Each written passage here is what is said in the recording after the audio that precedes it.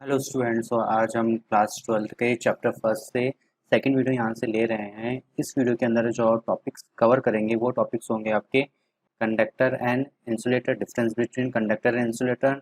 अगर आप हमारे चैनल पे नए हैं तो प्लीज़ पहले आप हमारे चैनल को सब्सक्राइब कीजिए, साथ साथ में बेल आइकन को भी दबाइए।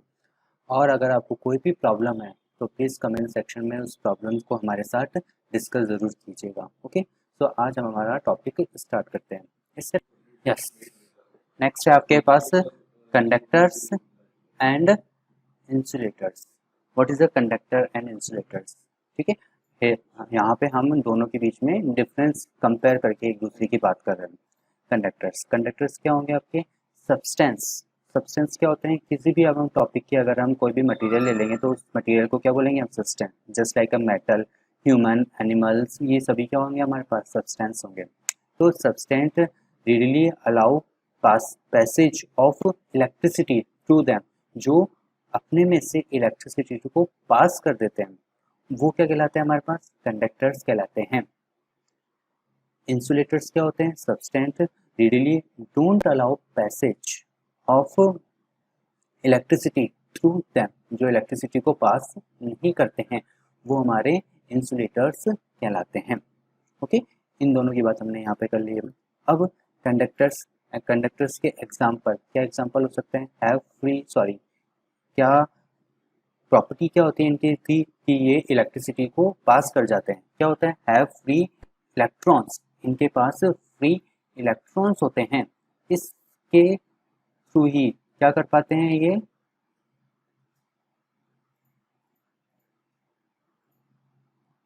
ये इलेक्ट्रिसिटी को पास कर पाते हैं अपने में से। इंसुलेटर्स, इनके पास फ्री इलेक्ट्रॉन्स नहीं होते हैं, इसलिए ये इलेक्ट्रिसिटी को पास नहीं कर पाते हैं।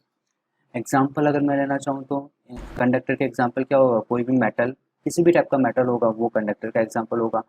ह्यूमन एंड एनिमल बॉडी, हम भी एज अ इस तरह से बिहेव करते हैं, कंडक्टर के थ्रू ही बिहेव करते हैं। हमारे में से भी इलेक्ट्रिसिटी पास हो जाती है, करंट लगता है हमें। क्यों लगता है? क्यों? क्योंकि हम किस टाइप का सब्सटेंस है? कंडक्टर टाइप का सब्सटेंस है। ओके, अर्थ, अर्थ जो है वो भी क्या है आपके पास? कंडक्टर है। क्यों? क्योंकि अर्थ अपने पर्टिकुलर डायरेक्शन में रोटेट करती रहती है। एक तो अपने एक्सेस पे भी रोटेट करती है, प्लस सन के अराउंड भी रोटेट करती है। इसी के थ्रू जो अर्थ होता है वो कंडक्टर की तरह बिहेव करती है। हम जो आगे के चैप्टर्स आएंगे उसमें देखेंगे कि अर्थ कंडक्टर की तरह बिहेव क्यों करती है। उसके बाद है हमारे पास इंसुलेटर के अगर एग्जांपल हैं तो एक ग्लास, जो ग्लासेस होते हैं वो इंसुलेटर होते हैं। प्लास्टिक, जितने भी प्लास्टिक के आइटम्स होते हैं वो भी हमारे इंसुलेटर्स होते हैं। और वुड्स, जितनी भी लकड़ी होती है ना, वो भी किस तरह से बिहेव करती है? आपके इंसुलेटर की तरह से बिहेव करती है। ये एग्जाम्पल हो गए। एग्जाम्पल इंपॉर्टेंट है, आगे हमारे इनसे रिलेटेड कुछ एग्जाम्पल्स भी आएंगे। ओके, और क्वेरीज भी आएंगी। आगे है जो कंडक्टर होते हैं उसमें क्या होता है? Charges distributed over the entire surface of the conductor. जो कंडक्टर है उसकी पूरी सरफेस के ऊपर चार्जेस डिस्ट्रीब्यूटेड होंगे।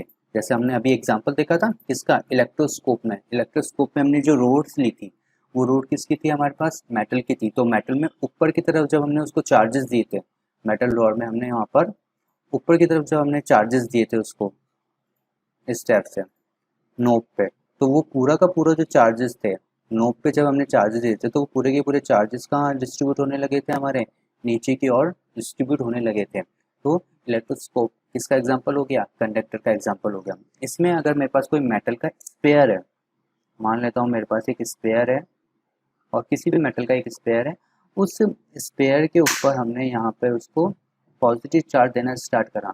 तो अगर हम उसे पॉजिटिव चार्ज देना स्टार्ट करेंगे तो वो पॉजिटिव चार्ज हमारे स्पेयर की पूरी बॉडी के ऊपर वहाँ पे डिस्ट्रीब्यूट हो जाता है। इस टाइप से स्पेयर की पूरी बॉडी के ऊपर वो चार्ज आपका डिस्ट्रीब्यूट हो जाएगा। ठीक है, तो कंडक्टर में चार्जेस उसकी बॉडी पे डिस्ट्रीब्यूट होते हैं। ये बहुत इंपॉर्टेंट चीज़ है अभी आपके लिए। Okay, yes. इंसुलेटर, इंसुलेटर में क्या होता है? Charges stay at the same place. जिस प्लेस पे अगर हमने उन चार्जेस को दिए हैं वो उसी प्लेस पे रहेंगे, वो पूरी बॉडी में डिस्ट्रीब्यूट नहीं होंगे। जैसे मेरे पास स्पेयर था, स्पेयर पे मैंने चार्जेस अगर उसके अंदर की तरफ डिस्ट्रीब्यूट कर दिए तो वो चार्ज सिर्फ अंदर वाली जहाँ जिस पॉइंट पे हमने रखे उसी पॉइंट पे ही रहेंगे, वो पूरी बॉडी के ऊपर डिस्ट्रीब्यूटेड नहीं होते हैं। ये जो स्पेयर है ये किसी इंसुलेटर का स्पेयर है, और ये जो स्पेयर है ये किसी कंडक्टर का स्पेयर है ना। जैसे प्लास्टिक है उसमें मैंने स्पेयर बना दिया, ग्लास है ग्लास का स्पेयर बना दिया, तो वो स्पेयर है। अगर मुझे इंसुलेटर का एक और एग्जांपल देना होगा या फिर कंडक्टर का एक और एग्जांपल देना होगा, तो कंडक्टर का हमारा एग्जांपल क्या है, ह्यूमन बॉडी। तो जब भी हमारे अंदर जो चार्जेस होते हैं वो क्या होते हैं, अगर हमने हमारे हेड को या हैंड को हमने क्या करा, किसी पर्टिकुलर ऑब्जेक्ट से टच करा जिसके अंदर करंट फ्लो हो रही है, तो क्या होगा, अगर ह्यूमन बॉडी है, ह्यूमन बॉडी में क्या होगा, अगर हमने किसी हैंड से हमारे ऑब्जेक्ट को टच कर दिया है ना, यहाँ से चार्जेस इस हमारे हैंड के अंदर आए, हैंड से वो चार्जेस डिस्ट्रीब्यूटेड हुए हमारी बॉडी के अंदर पूरे में फ्लो हुए, और फ्लो होते हुए कहाँ चले गए, अर्थ में चले गए। नीचे क्या है, हमारे अर्थ है, तो वो पूरे के पूरे चार्जेस फ्लो होते हुए कहाँ चले जाते हैं, हमारे अर्थ में चले जाते हैं। तो हमारे अंदर जो चार्जेस है उसका पर्टिकुलर डिस्ट्रीब्यूशन हो रहा है पूरी बॉडी के अंदर।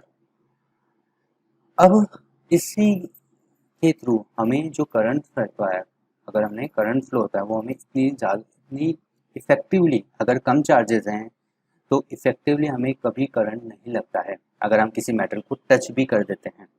लेकिन अगर क्या होगा, इंसुलेटर में क्या होता है, जैसे हमने कोई प्लास्टिक का एग्जांपल, अगर हमने प्लास्टिक का हमने कोब ले रखा है ना, तो अगर हमने कोई प्लास्टिक सरफेस है, मान लेते हैं ये प्लास्टिक सरफेस है, इस प्लास्टिक सरफेस को हमने टच कर दिया, यहाँ पे तो हम किसको टच कर रहे थे, किसी मेटल को टच कर रहे थे। लेकिन अगर हमने ह्यूमन ने किसी प्लास्टिक सरफेस को टच कर दिया तो क्या होता है, एक सेंसेशन फ्लो होता है कभी कभी, है ना, एक सेंसेशन लगता है। क्यों लगता है, क्योंकि वहाँ पे जो प्लास्टिक है, जैसे हमने टच करा तो प्लास्टिक में जो चार्जेस था उसका डिस्ट्रीब्यूशन नहीं हुआ, चार्जेस सेम प्लेस पे बने रहे, इसलिए हमें एक सेंसेशन वहाँ पे फ्लो होता है। कोई भी प्लास्टिक है, जैसे स्केल है, उस स्केल को हमने हमारे हेड के ऊपर रब करा, और हेड के ऊपर रब करने के बाद क्या करा, उसके छोटे छोटे जो पेपर्स हैं वो पेपर उससे अट्रैक्ट हो जाते हैं। लेकिन अगर मेरे पास एक मेटल है, मेटल की स्केल है, अगर मेटल की स्केल को मैंने वापस मेरे हेड से रब करा और छोटे पेपर्स को टच कराया, तो मेटल की स्केल छोटे पेपर को अपनी तरफ अट्रैक्ट नहीं कर पाएंगे। लेकिन जो प्लास्टिक की स्केल थी वो छोटे पेपर्स को अपनी तरफ अट्रैक्ट कर पाती है। क्यों, क्योंकि मेटल के अंदर क्या होते हैं, जो चार्जेस होते हैं वो पूरे के पूरे डिस्ट्रीब्यूट हो जाते हैं, तो उतना इफेक्ट उस पर नहीं रहेगा ना। जैसे अगर हम बात करें मेटल के लिए, मेटल में क्या हो रहा है कि अगर हमारे पास एक मेटल की रॉड है, हमारे पास एक मेटल रॉड है, इस मेटल रॉड पे अगर हमने किसी हेड से रब कराया तो क्या हुआ, फ्रिक्शन हुआ, जैसे हेड से रब कराएंगे तो इसके ऊपर कुछ चार्जेस आ जाते हैं। लेकिन जो चार्जेस होते हैं मेटल रॉड पे वो पूरे के पूरे डिस्ट्रीब्यूट हो जाते हैं, किसी मेटल के ऊपर चार्जेस पूरे डिस्ट्रीब्यूट हो जाते हैं, इसलिए वो जो पेपर्स के पार्टिकल्स हैं वो अपनी तरफ अट्रैक्ट नहीं कर पाते, क्योंकि इस वाले पॉइंट के ऊपर इतना इफेक्ट नहीं रहा चार्जेस का, तो वो पेपर को अपनी तरफ अट्रैक्ट नहीं कर पाएंगे। लेकिन उसकी जगह अगर हमने एक प्लास्टिक की स्केल ले रखी है और उसको हेड से रब कराया तब वापस फ्रिक्शन होगा, तो उसमें जो चार्जेस वो यहाँ पर आए वो यहीं पे बने रहेंगे, सारे पॉजिटिव चार्ज यहीं बने रहेंगे, वो डिस्ट्रीब्यूट नहीं होंगे। तो अगर कोई पेपर्स हैं, उन पेपर्स को अगर मैं इसके पास में लेके आता हूँ तो ये पेपर्स इस प्लास्टिक से अट्रैक्शन का फोर्स लगता है, तो इसी के थ्रू जो प्लास्टिक है वो इन पेपर को अपनी तरह अट्रैक्ट कर पाते हैं। क्यों, क्योंकि सारे के सारे चार्जेस यहीं के ही बने रहे, इनका डिस्ट्रीब्यूशन पूरे सरफेस के ऊपर नहीं हो पाया है। तो ये कंडक्टर और इंसुलेटर्स में डिफरेंस होता है कि कंडक्टर्स इलेक्ट्रिसिटी को फ्लो करते हैं और इंसुलेटर इलेक्ट्रिसिटी को फ्लो नहीं करते हैं। कंडक्टर्स में क्या होता है, चार्जेस पूरी बॉडी के ऊपर डिस्ट्रीब्यूट हो जाते हैं, लेकिन इंसुलेटर्स में चार्जेस होते हैं वो पूरी बॉडी के ऊपर डिस्ट्रीब्यूटेड नहीं हो पाते हैं।